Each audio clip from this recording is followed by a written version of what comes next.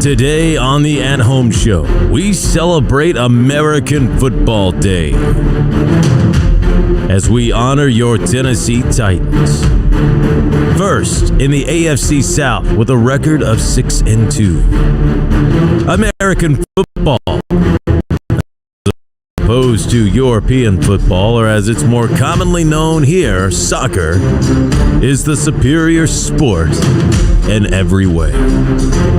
Massive clashes of violence, head-splitting action, and enough bad referee calls to make you think they're against your team from the start, possibly even paid off. That is the excitement of football. American Football Day, a holiday design. Josh Cary.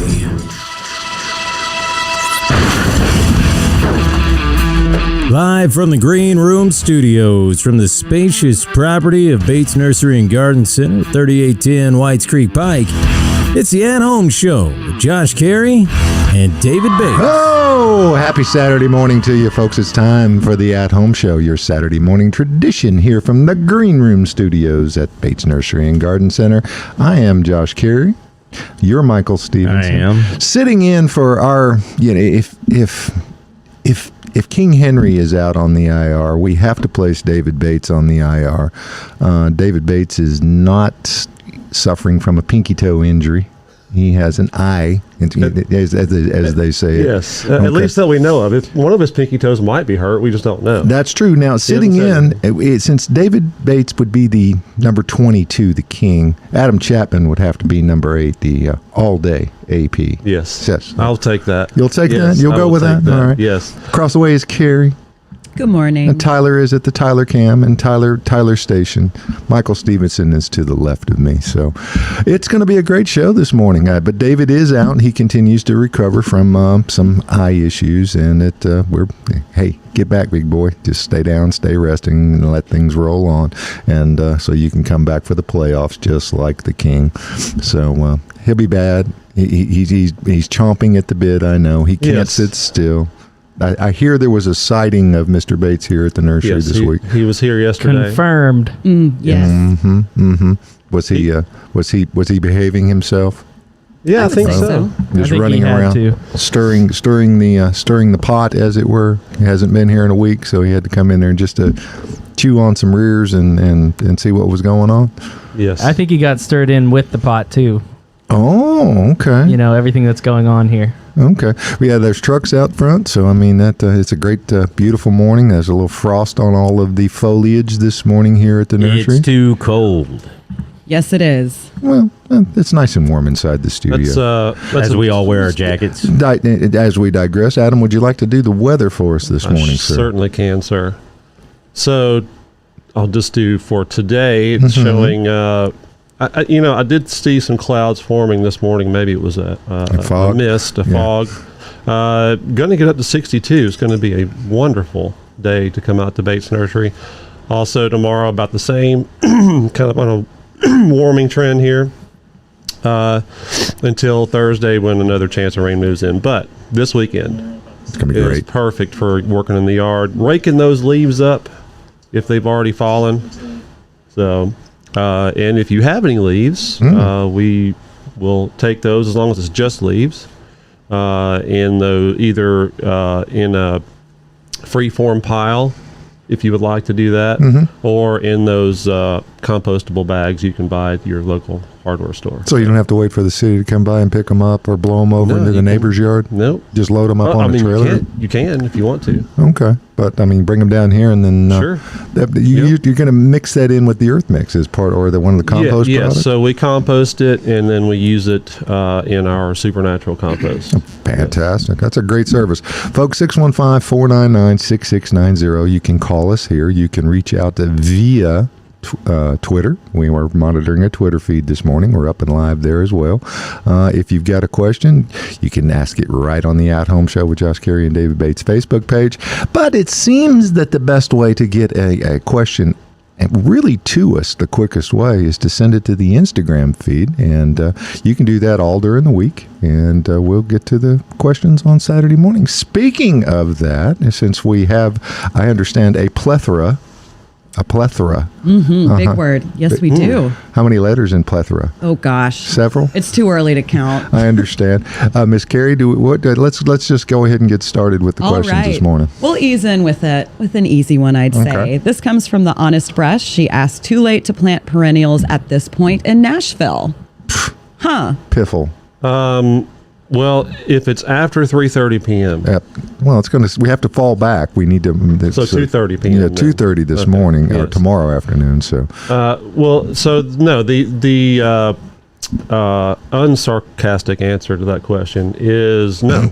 You can plant perennials, shrubs, trees anytime in Tennessee, as long as the ground's not frozen, which is most of the year. I would venture to say that you could count on one hand the number of days that the ground is frozen in Tennessee most years. And it doesn't get down more than an inch or so when right. it does So get it's very frozen. very easy to break apart. So. But and is that because everything is container grown now? Correct. Okay. Well, that's part of the reason. The other part is that really, I think it's a better time to plant because the roots are because the soil is warm. It's the roots are going to continue to grow, and so you may not see anything on the surface in the winter, but you will see.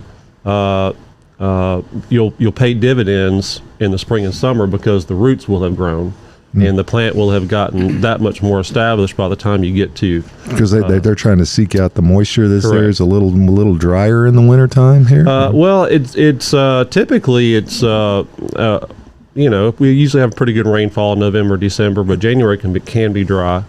So I usually recommend, even if you're planting now, and it is going to be easier to keep things watered because it is cooler. You still need to make sure they get at least once a week, even when they're dormant. If not more, if it's warmer than usual in the winter. So. And that's on a newly established Correct. plant. That's on newly planted stuff. If it's been in the ground for over a year and it's still doing well, you should be fine unless you're in a really bad drought situation. Okay. And I can't remember a really bad winter. Last year we had 2 weeks of a really In for all February. It was the worst. Too much snow. Did you get snowed in? I got snowed in for over a week. So did I. I could not leave my house. I got snowed in for about 3 days. I'm good with no snow. You're good. Yeah, With I would be great if we got no snow at all. Well, when you can't get to the mailbox, that's tough. Well, my driveway is already at like a ridiculous grade That's anyway. a what? That's a what? So it goes like basically it's great for sledding when we were stuck at home, but not good for getting out of a 2-wheel drive vehicle. No, or getting back in getting Yeah. out is no problem. You just have to You stopping can't get at the out, bottom. you can't get in, nothing. You stuck. You stuck? You stuck. Okay. Good grammar on the at-home show this morning. I'm from Kentucky. Huh? I can tell. I know. By the way, UT plays Kentucky today. Cool. Cool. I don't keep up with that either. You a Topper fan or? Yes, I am a Topper fan. Bailey Zappi for the Heisman. Caroline, you got another All question? right, yeah, There we let's go. get one more in. So this comes from KKW426. How do you get crepe myrtles to stop sending up shoots? I know we had a similar question a few weeks ago that Austin answered. So Yeah. let's hear Adam's take. Right. Well, so what you're talking about is actually one of Austin's nicknames, suckers.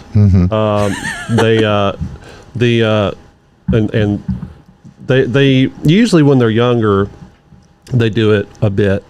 Once they're big and established, and you've got some nice 3, 4, 5 inch caliper trunks, they don't do it quite as bad. Now, a lot of times they'll get bit back either with a late spring freeze or something like that, and that will send them into a little bit of a crisis mode or stress mode, and that will cause them to sucker some. But you're probably always going to have it. There's really no, I mean, to some degree.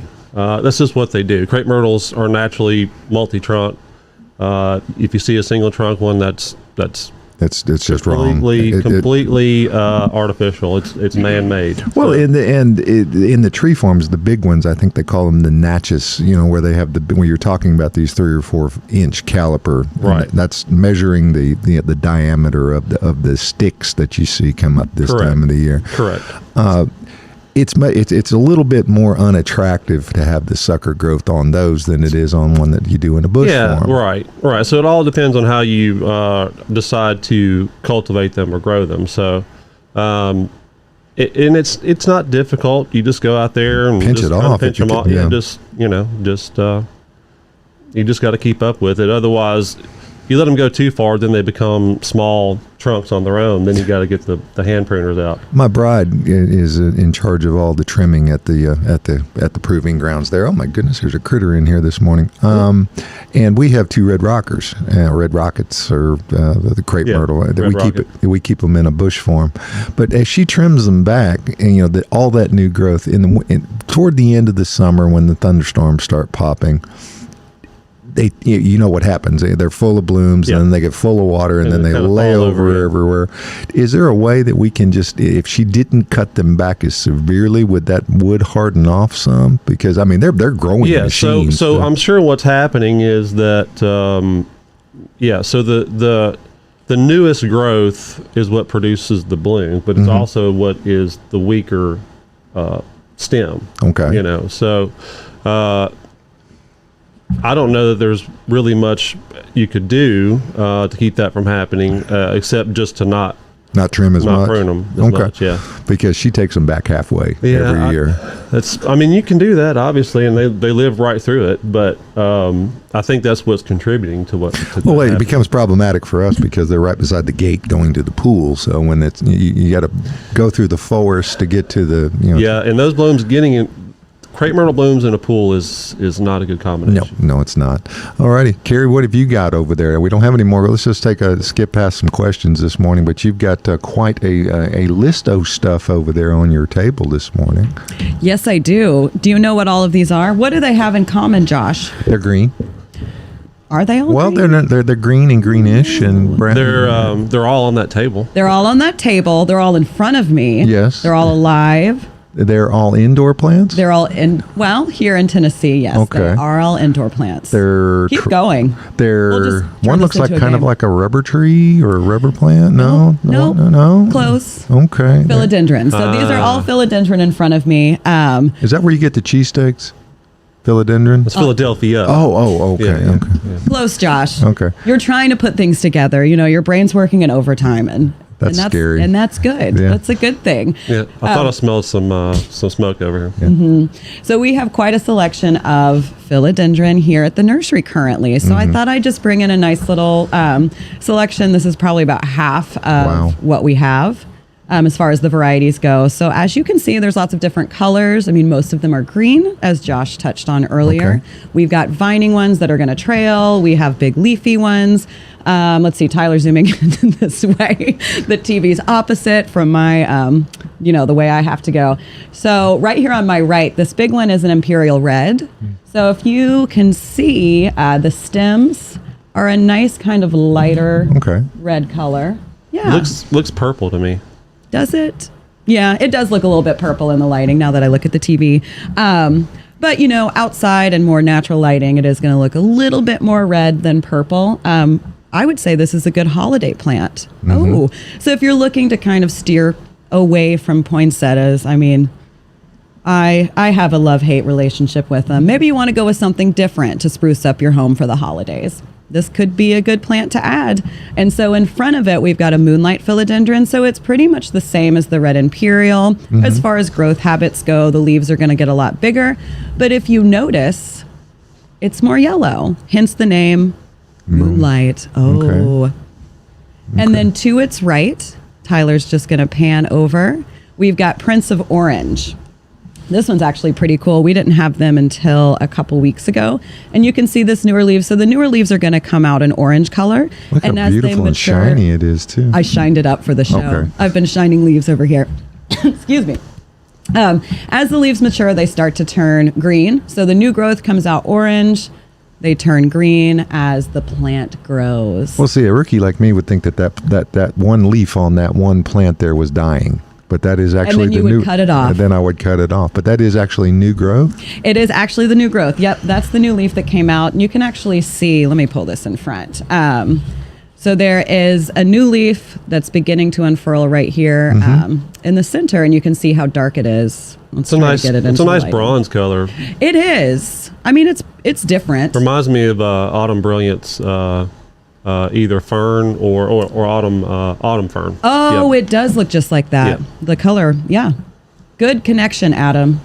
Look at you making connections what I early in the do. morning. And It what's is what that you kindred do. spirit over there? This one? Yeah. You would think they're the same plant, but nope, they're not. This is School us, Macaulay's Caroline. finale. So if you notice, these leaves are a lot wider. They're a little bit Did you say chunkier. Kirsty Alley? Kirsty Alley. No, Macaulay's finale. Gosh, Oh, okay. I wish there was a philodendron called Kirsty Alley.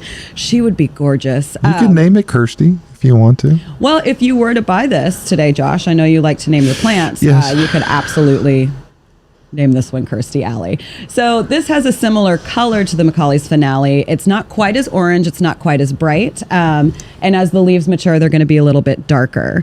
So again, you can see the new growth is going to be more orange. And then as it matures, it's going to turn green. And this is going to grow, like I said, the leaves are a lot wider and a little bit bigger than the Prince of Orange. Prince of Orange kind of looks more like a sword, maybe hence the name Prince. Yeah. So they're similar. You could get both of them, if you wanted to go wild. What would be Josh. the maximum height on either one of those? Well, they'll get huge and they'll start to kind of climb a little bit as they grow out. So, I mean, the maximum height in nature would be climbing up a tree, basically. Right. So they will get big. A lot of people like to cut them back just so they don't get too out of control. Okay. Yeah. Now, are they cat friendly? I would say they have like a mild toxic level. Okay. So if your cat eats it, it's probably not going to be happy. Hopefully it doesn't eat the whole thing. Okay.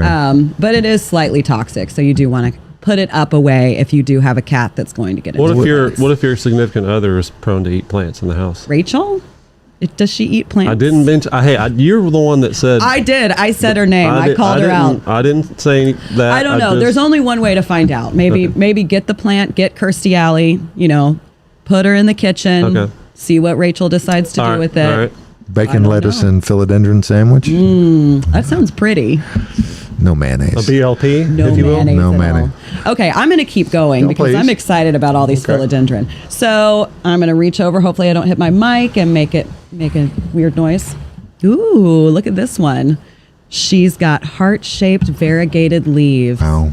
I like to talk about heart-shaped plants a lot on this show. Plants of love. If you want to tell someone you love them or say, I'm sorry, a heart leaf plant is always a great idea. And this one's kind of bright. She's fun. She's got some variegation in the leaves. As you can see, they're dark green, and then there's a nice, yellow line that comes down. Tyler, how tight can you get on that? Let's see. That's, There he goes. How do you know it's a she? Because I decided it was. okay. Because I said her. So this one's going to trail as opposed to the philodendron that we looked at earlier that grow upright. This one's going to trail down, so it would do great in a hanging basket, on a shelf where it can kind of grow down and cascade. And you can just cut it back to control it so it doesn't get too wild and out of control. And to its right, my right, your left, we've got just the lemon lime philodendron and then just the basic green heart-leafed. That's going to be the same as this Brazil that's variegated, but one is yellow and one is green. It doesn't have that variegation.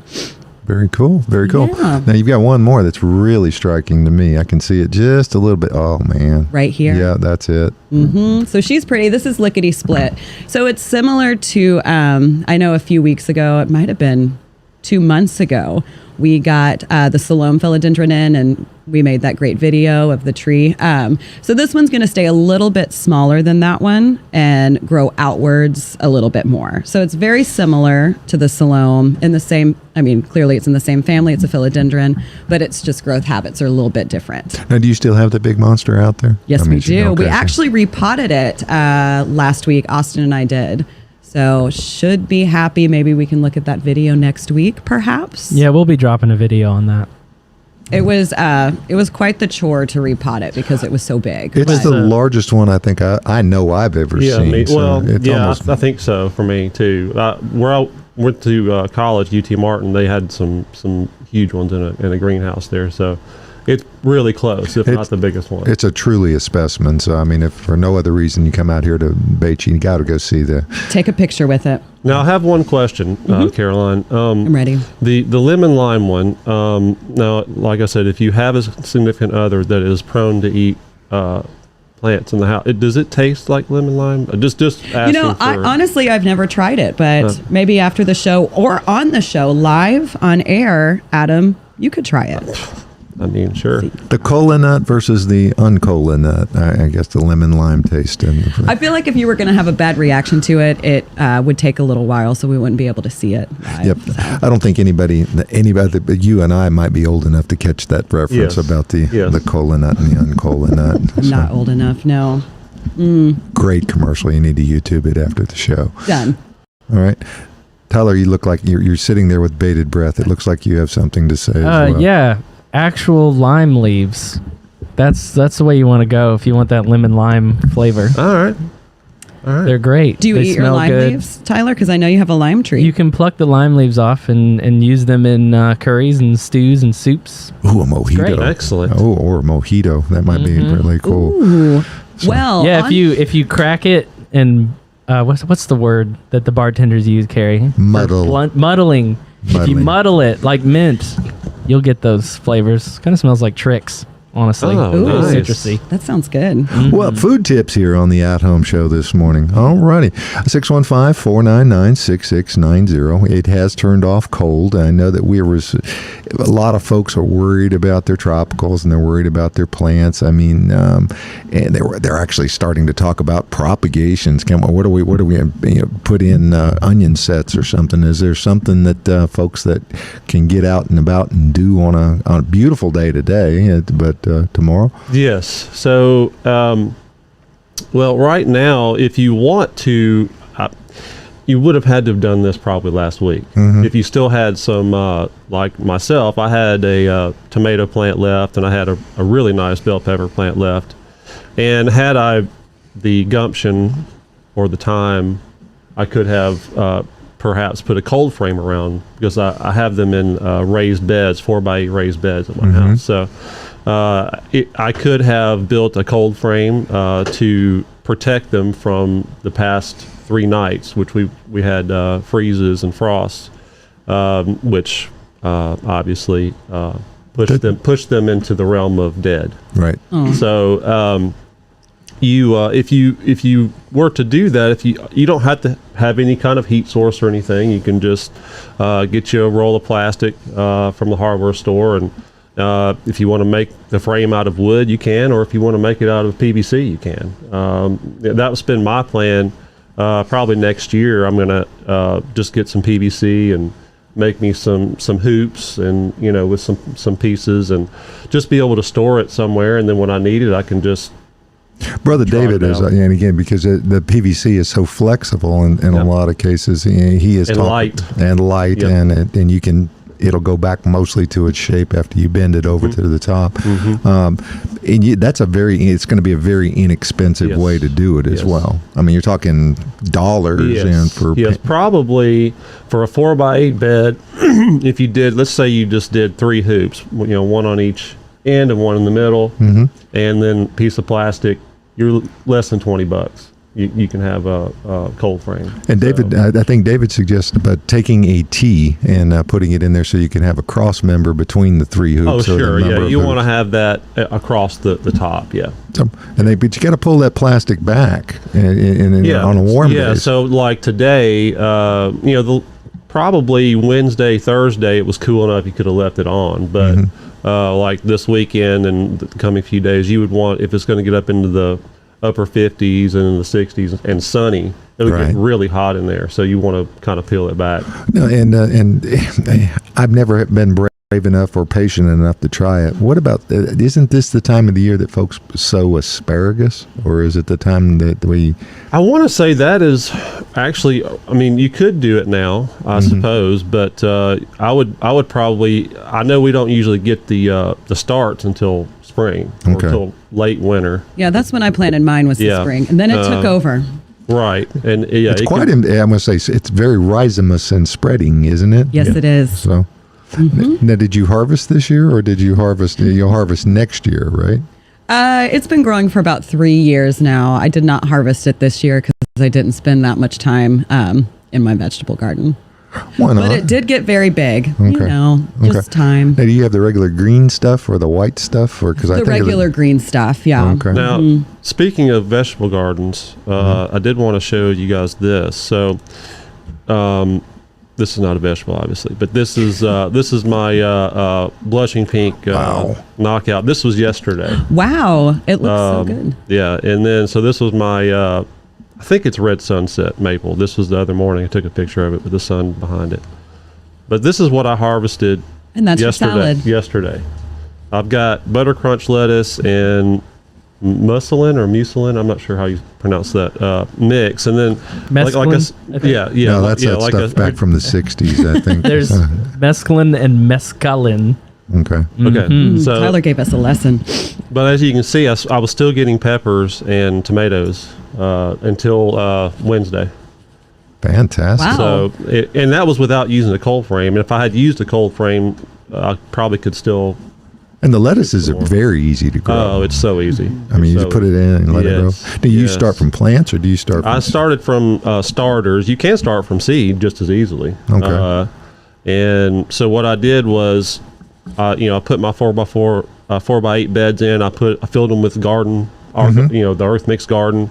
Planted my summer vegetables. This was in the middle of May, and it just went gangbusters. I've never had a garden. There's a lot of things you can say about 2021, both good and bad. Right. But my garden was amazing this year, and the weather's been so good through the fall that, like I said, even in November, I still had these plants going. So, but once a lot of them did kind of crap out around middle of, 1st of October into September. So I pulled them out, and then I left the one tomato plant that was still good and the one pepper plant that was still good. And I put some supernatural compost about an inch over the top, just kind of worked it in to reintroduce nutrients to it. Put out the lettuce, and they just took off, and they're still taking off. And they can. The good thing about lettuce and cool seeds and vegetables is they can weather temperatures in the upper 20s. They're fine with it, And they're easy, and you don't have them near the bugs this time of the year either. No. Or critters. Now, we should probably take a moment and talk about Earth Mix a little bit, and because this is the worldwide source of the Earth Mix garden products, and it's available all over everywhere, isn't it, Adam? All over Tennessee, and the Middle Tennessee area for sure, and Kentucky and Indiana, Ohio. Yeah. So you go out to the earthmix.net, and you can. There's a dealer locator there. Then you just simply follow it down and print it down. You can get here at Bates in particular. You can get it in bags. You can buy most of the products in bulk if you decide to, and bring it out. Which is what I did with my, because what's great about when you get it bulk. If you can get here to get it, bulk is it's less expensive, and it's one scoop from our machine, which is 1 1/4 yards, is perfect for a 4x8 by 1 foot deep bed. It's perfect, right?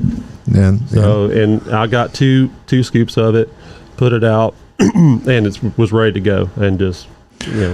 Same thing with me. I have 2 3x6s, and 1 scoop was perfect, and for the absolute mix on there, and let them roll on with it, because mine are a little deeper than what you've described. But it is great stuff, and again, you can get all the amendments that come along the line, and it's fantastic. I mean, and truly, all you need at that point is some sunshine, some water, and some beautiful plants, and you're going to have a lot of success. And just go to your local dealer and find it. I actually ran out of some stuff ran right down to the Little Red Wagon there in Smyrna. Now I believe they've closed for the season, so I'm pretty sure that they've shut down. But it's good stuff, and you're gonna anything, whether it's an ornamental or a vegetable, or you're gonna plant a tree or a shrub, you need to do some of that amendment before you get going with it. So earth mix is the stuff. Yes. If you're in the Murfreesboro area, Martin's Martin's is Martin's good. is would huge, probably yeah. be a great resource. There's to get earth mix right now. South Branch as well is down there, I think, too. Yeah. And Martin's that's a fun place to shop too. If you've never been to Martin's, it's just a really cool place. it's a really cool little place to go. It's a cool place. Alrighty. Now, Cary, do we as we continue on with the show, do we have a couple of more questions that we can get to from Instagram? Yes, we do. Oh, Tyler muted me. Yes, we do. She was polishing those leaves, and I could hear the I could hear the shining. I like to do a lot at one time. Okay. Squeak, squeak, squeak, So, squeak, squeak, squeak. This next question comes from Miriam Mims, I believe is how you say her last name. Mulch and watering aside, what does a newly planted tree need to thrive? And it kind of rhymes. So, love the question. You broke up on me a little bit there. So One more time. One Here more we time, go. please. Okay. Mulch and watering aside, what does a newly planted tree need to thrive? Ooh. Well, So she said mulch and what else did she say? watering. Water. Okay. So, well, we always recommend to amend with an earth mix product. Typically, garden or our landscape mix is what we recommend to plant with, and that's going to improve the no matter what soil you have, it's going to improve it, and it's going to add nutrients. It's going to inoculate the soil with mycorrhizae, which is going to help the uptake of those nutrients for the plant. And depending on, so the other thing would be to know what you're planting and know what it requires for sunlight.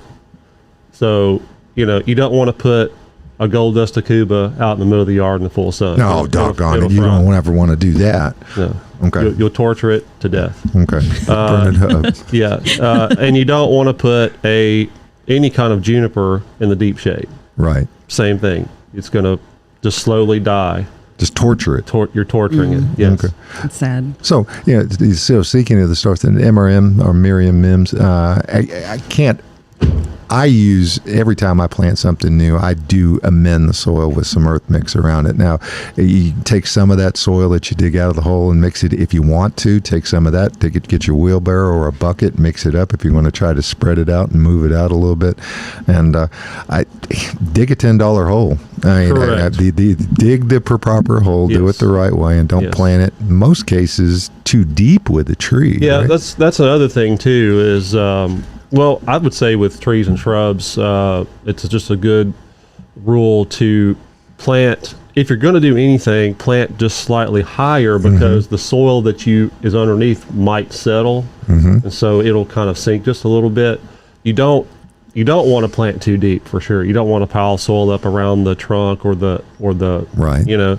The branches if it's a shrub, because that could rot the bark and the cambium layer around the plant and therefore kill the tree. So. Would really like if she's still, or Miriam, and we would assume it's Miriam. It would really help to know what kind of tree. Correct. I think too. Correct. Yeah. But I think as a general rule, plant, make the soil level even, make sure that whatever it is, it's in the right location for light. And then if you're amending with either garden or landscape, after that, she's already got the watering part. Let's talk about some potential hazards like deer and rabbits, and it's in areas of Middle Tennessee where a new tree would be vulnerable to them. What so could you right do about now, that? particularly in the fall, the bucks are quite active. They're right randy. now. They're looking for something. They're getting yes.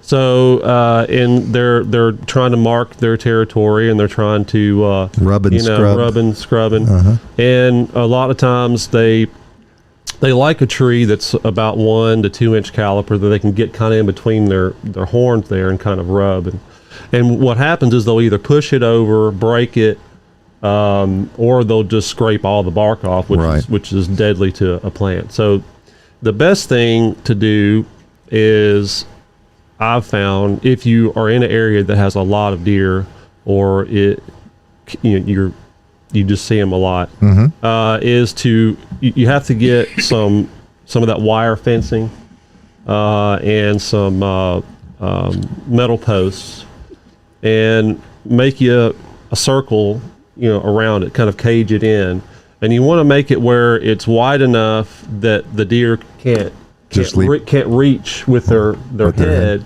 but you also don't want to make it too wide where they can just jump in. So you see what I'm saying? So Yes. It's got to be, kind of maybe a couple of feet away from the tree. And So attractive, though. It sounds. I mean, it's either that or just take your chances, Right. Because they do make things like liquid fence, and I've heard of people having luck with Irish Spring soap. The thing is, their olfactory senses are so strong, they don't like really potent scents.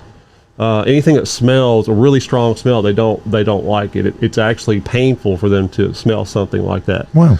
So you can use the liquid fence. The only issue is that if you get a hard rain, It goes away. it will dilute it, Right. or just completely wash it away. So you got to reapply it. So And predator urines, I've heard that that's are what available. liquid fence is. Yeah. It mimics coyote and wolf and other urines. So Alrighty. Hey, we're getting a question in here from Facebook. Oh, good. What can I fill a large flower pot with now that will look nice through the winter? violas. There you go. Violas will do the best. They'll actually, even when pansies have kind of crapped out because it's so cold, violas will still be kicking. But pansies, violas,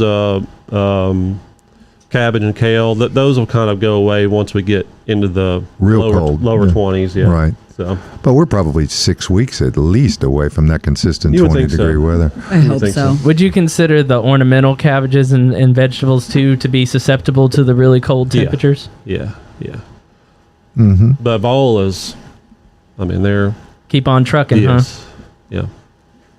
And they're just a bigger version. So because you've got They're big, the small. They're the the really teeny tiny They're the flowers? small. Yeah, you would think Okay. they'd be the opposite, but they're violins, they're the toughest. violas. That's you think about it. They would think that they would be a little bit bigger. And don't forget to plop a few bulbs underneath that Correct. those violas so you get an extra burst of color In the when early we warm spring. back up. Yeah. It's going to be Yeah. awesome. They call it lasagna, don't they? Isn't that the term that there's I lasagna think layering? that's- yes. Yeah, as they put it. Because Yeah. those are really cool when you see them. There's a lasagna gardening method which involves layering cardboard and raw compostable materials and hay. We layered need by the Tyler layer. cam on There when you're is. talking. Sorry. Yeah, Turn it okay. on, Tyler. Boom. I'm in control of it. Yes. Where are you? I don't know. It's not showing up. Oh no! I did lasagna gardening years ago. It was okay. That's all I have to say. It takes a long time to build your soil. I'll say that. It does. It's definitely Well, a constant work in That's progress. that's why we got that big barn out there that's got garden in it. Yep. Just plant right in it. Now they when you're talking about the violas and you can put them in a mass, and he says a big pot. Now that would be another place. Is there anything There I else? am. Yeah. There's the Yay. Tyler cam. Oh, Hi. and he's slowly fading away. Well, I would say, you could also do some ornamental grasses just to give Mm-hmm. you some nice texture. They'll kind of turn, most of them will turn kind of a tan color, but it's still a nice texture to have. You can just leave it in there, Give it for the winter. Yeah. It's like the floofies on these right here that are behind Correct, us. correct. They're going to stay all winter long, aren't they? Well, the carex, which is in the lower right-hand corner of that picture, those are generally evergreen. Really? Yeah. So, Oh, wow. But if you look on the far left hand, you can see the tops of the ornamental grasses in the section that we have them in there, and that's what you could do that. But you can do other evergreens like some kind of variegated juniper or something that's got some gold color to it or blue color to it. What do you think about the evergreen ferns that we have, the ones that are native here? I don't know how evergreen they would be in a pot. It would depend on how cold it got. If their roots froze completely, it might even kill them. I don't know. That would be like the Christmas fern, the ostrich, and autumn ferns. Autumn fern for sure. Yeah. Ostrich fern I don't think is evergreen. Okay, I Those might die have bad, yeah. Christmas fern Okay. is evergreen. Now, would they do? Well, usually you think of ferns in a shady area. That's correct, Would yeah. you want to really necessarily mix violas, which probably are going to do better in In full the sun. Yeah. Correct. Which is, but say you have a place that is east facing, just gets morning sun, you probably could mix them in that instance. But Alrighty. Anything else there, Cary? Yes. So let me pull up my phone. Oh, I got tickled. Hold on. Oh, I can't get my passcode in now. All right, we're good. So this Okay. comes from Just Likes Cake. Could you suggest a small tree that would grow well in a container? So speaking of containers, here we go. we're just talking about that. And actually, while we're on this topic, we do have a question about a Japanese maple in a container. So I feel like we can combine these two Yes. questions. This one also says, this is my first winter with a Japanese maple outside in a pot. Any advice? So I have a couple Japanese maples in pots. They do great. So take it away, Adam. right. So in general, if something is deciduous, it's going to probably fare better outside in a pot than if something is broad-leafed. So that's why we never recommend a magnolia or a holly, unless it's just a massive pot. This is a shipping huge pot. container. Yeah, Yeah, I mean, okay. because what happens with these evergreens is the roots freeze in the winter, and so the water freezes, and so when wind passes over the leaves, it causes freeze drying. So with a deciduous plant like a Japanese maple, you don't get that effect because there's no leaves on it. So and as long as the roots stay somewhere around 17 degrees, once you get below 17 degrees, you start to have root damage. So if you're going to plan on leaving them out, which is fine, you want to make sure, one, that they're well watered before that big cold front hits. So usually you have a few days where the forecasters are going, hey, it's going to get down to 10 degrees in 3 days, 4 days. At the time, it's probably in the 40s or something. Right. So you want to go out there and water all your containers if they're outside, because that water in there, Once it gets 32 degrees, right, but that water also helps to insulate the Right. roots as it freezes. So that's one tip. Another thing is you can insulate the pots themselves either with straw or blankets or something like that. So you can definitely mitigate the cold. But I would say this doesn't happen that often anymore. But if it's going to be below zero, it's going to be sub-zero, I would find a way to either put them in a garage or a shed or something if you can. If you can't, then you'll need to put refrigerator box, anything you can to anything keep them around down. them. Yeah, exactly. So Alrighty. Well, let's see here. We want to take a moment and talk about where we are, and that's Bates Nursery and Garden Center. that's correct. Yeah, beautifying Nashville since 1932. It's worth the drive from anywhere or everywhere. I believe it is, and it's actually fairly convenient. Located 1 mile north of Bradley Parkway. 0.9 miles. 0.9 miles. I'm Okay. sorry. That's I overshot it. That's okay. Depends on which gate you go in. That's very true. Okay. Very true. And we have, I dare say, everything that you need for gardening, unless you have something I haven't thought of. But Well, if you ain't got it, you don't need it. that's my philosophy. Right. That's Right. my philosophy. That's Hey, what we're Adam, Yes, click sir? on the blogs tab of the Bates Nursery uh-huh. website. Uh-huh. On the left side menu, The it's left the very menu. first button on the left side, the dark green I menu. see it. Okay, and then go to In the Garden with Bates Nursery. Hold on. An award-winning blog. Yes. Okay. Check So- out that photo. Yeah, I was going to tell you, Tyler, that photo might be one of the best photos I've ever seen. Now, if you scroll taken. down a little bit, I'm going folks to. can see where we are.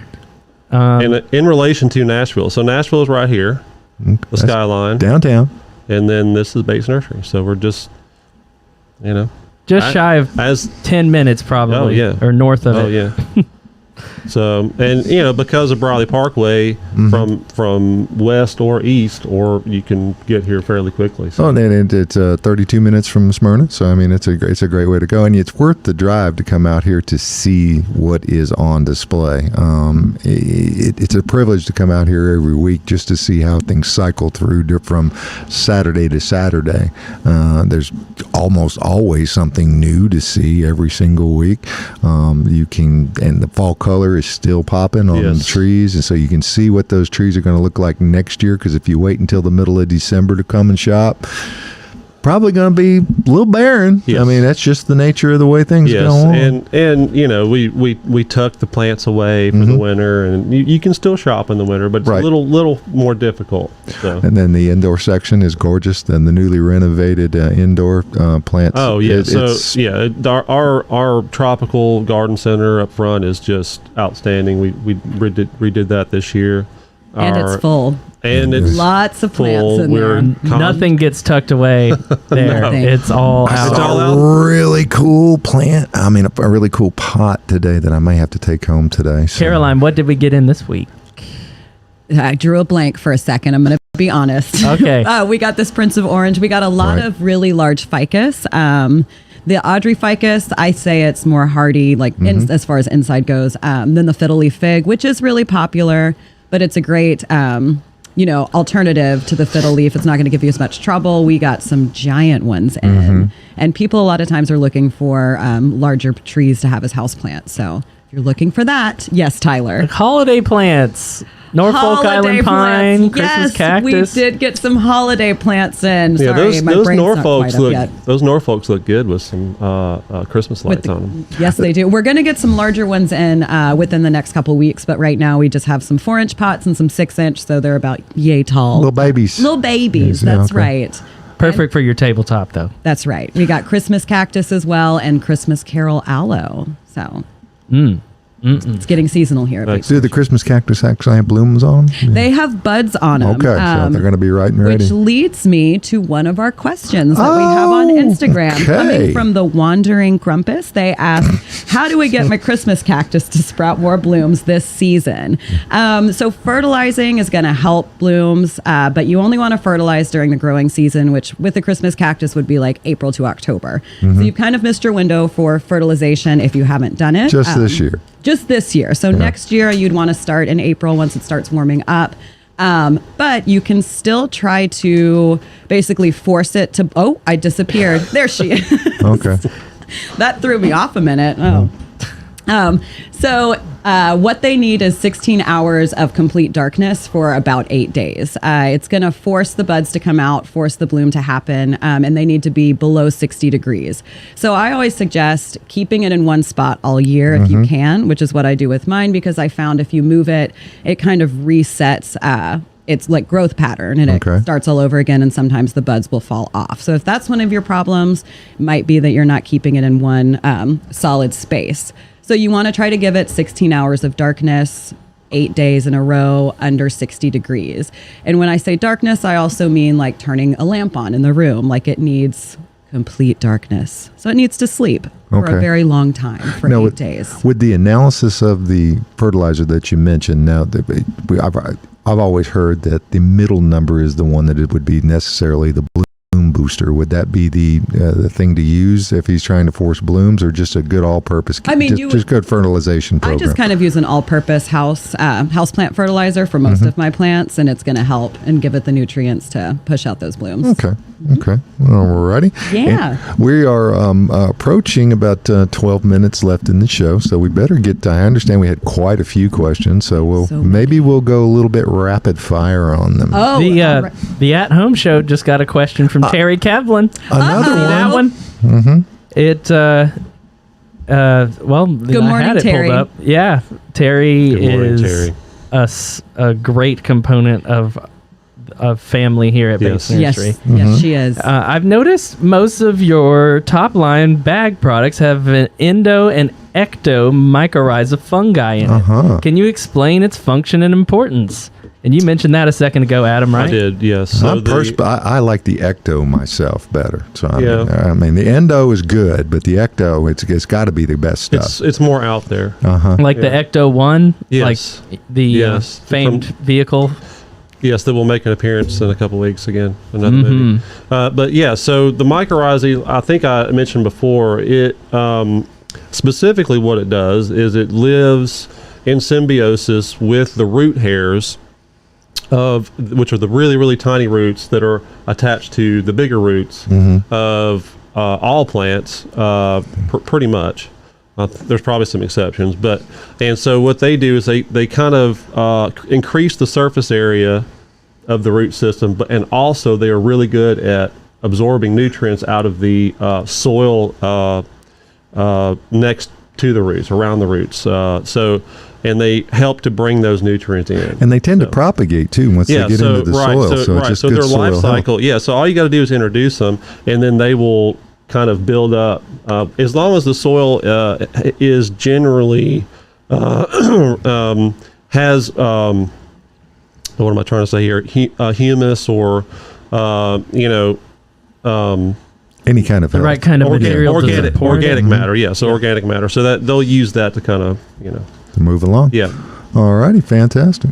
Is there a visual when you're looking for mycorrhiza fungi in the soil? Like, does it look more? I don't know. You can't really tell. Close. Now, You gotta get down there. what I've seen in my soil science classes years ago is they would have cross sections where they would grow plants next to a clear plastic, or polyglass, so you can see through, and you can really tell what has it and what doesn't, because the root system is just lush and fibrous on the one side, with the mycorrhizae, and on the other side it's not. So Just good stuff for the soil overall health. All righty. Okay. What about now, Cary? All right, is it time? Rapid fire. So rapid this fire. first one that I'm going to read out, we've pretty much answered it already, but I Okay. do want to touch on it a little bit because she also has a fantastic name on her social media account. Okay. The Pumpkin Spiciest asks, with the freeze this week, is it too late to plant a smaller tree?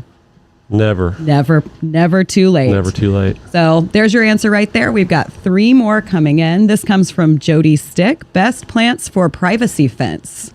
Green giant arborvitae.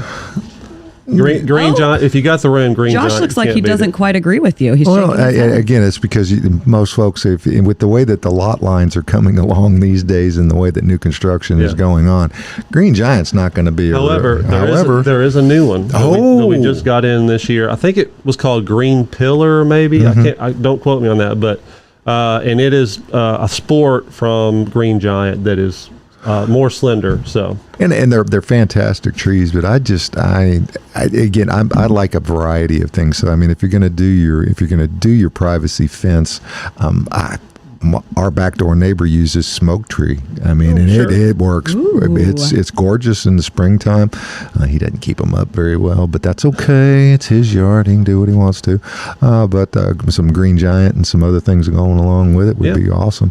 Something with a little fast to get kind of a. That's one of those fancy. Correct. That's one of those words that just means columnar. Right. Yeah. And good old-fashioned privacy fence works real good, too. Yes, it does. Very I true. think we have a webinar coming up, or we had one recently on plants for privacy screens.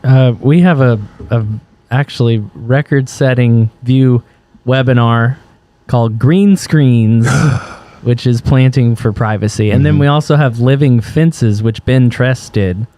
Who did the first one? I don't remember.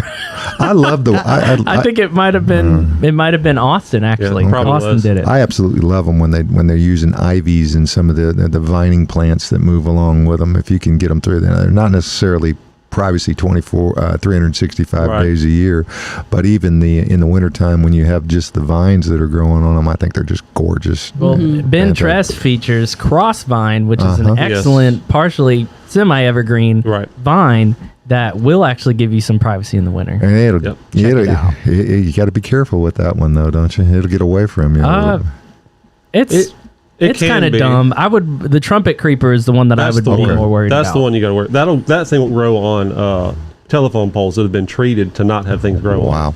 Okay. Yeah. And Cary, got another one? We do. We have one more left. Okay. I miscounted. My math has been very off this morning. So this last one comes from 2, 3. Shing's Things. Do you think I could ever put a Meyer lemon tree in the ground in Nashville? It's your house. Now, That's You your could. land. Yes. You could do it, but unless you built a permanent structure around it that you were willing to take either the plastic or what glass, whatever it is you put it in, off during the summer and then put it back on, because the biggest thing is going to be keeping the soil warm enough for You're it. gonna have to keep it heated. Yeah.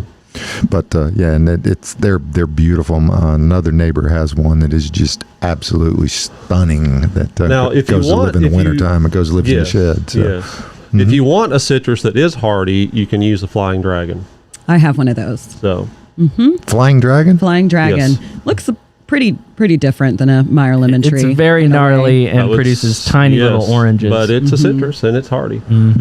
Kumquats. Yes, it is. I've heard kumquats sometimes a little bit around here. I don't know. I think it would still get too cold in the winter to try Oh, okay. to. Yeah. We do have a hardy kiwi that we sell. The kiwi vine. I've never seen Male. kiwis on it though. Really? Yeah. Huh. Ever. Someone's got to try it. Well, the one we sell has a male and female pair, so it should be ready to go. Should be. We hope so. A male and a female. Yep. Okay. Living in cohabitation. Mr. and Mrs. Kiwi, Okay. ready to grow 80 feet up your house. Oh yeah, they'll do that. Is it a vine? It is. Yes, it's a vine. Really? Oh, yeah. Okay. Yeah, and build a structure on it because it'll get woody and crazy. Yes. Interesting. Hey, as a side note, Mrs. Renee Bates. Okay, I understand that today she is going to be out at Radnor Lake at the Radnor's West parking lot on Granny White Pike at 1160 Otter Creek Road. And it's Love the Lake and Love the Land Art Show. It's a sale for the partners, and I'm sure that's all for a great thing. And if you haven't seen Renee's Oh, work, it's amazing. Amazing. Yes. So some things going on there, and it's Chestnut Group and Plein Air Painters, and I'm sure she will tell them. But it is to benefit the Radnor Lake area, and it's the 5th through the 7th, so 9:30 to 5:30. And I'm sure that they would. It's a great place to go see Oh, yeah. anything. Anyway, Yeah. even if you don't go to the art Yeah. show, Radnor Lake is an absolute And hidden especially treasure. the weather this weekend. Perfect weather for a hike too. Primo. Seems. Quickly around the studio, anything that catches your eyes, Michael, that you wanted to find out what exactly it was? No, I'm pretty good. You're good? I do want to because I don't think we completely Ooh, answered. We wow. did not completely answer a question earlier. Okay, so- get to it. Because one person asked about planting in containers, and the other person Mm-hmm. asked what can I plant in containers. Maybe we did answer it well, but Japanese, like a small tree for Mm-hmm. so Japanese maples I think is probably the obvious one because they're the most selection of smallish growing stuff. So also anything that's kind of tree formish, like a tree form limelight or a tree form smoke tree like you were talking about, Mm-hmm. those would work in containers as well. So just wanted to give a few more suggestions And there. bring them on board. So that's very nice. And Adam, thank you for being here this morning. My pleasure. Yes. Okay. And he is truly the AD, AP, all day. AP. One of my nicknames around here is All Day Jefe. So All day what? Jefe. Jefe? Yeah, All Day Boss Jefe. in Spanish. I know what that means. Oh, yeah. Well, for everybody out there. Okay. All righty. But folks, next Saturday, maybe we'll see, we'll have a David Bates sighting. We can bring him back and activate him from the physically unable to perform. Bring him off of IR.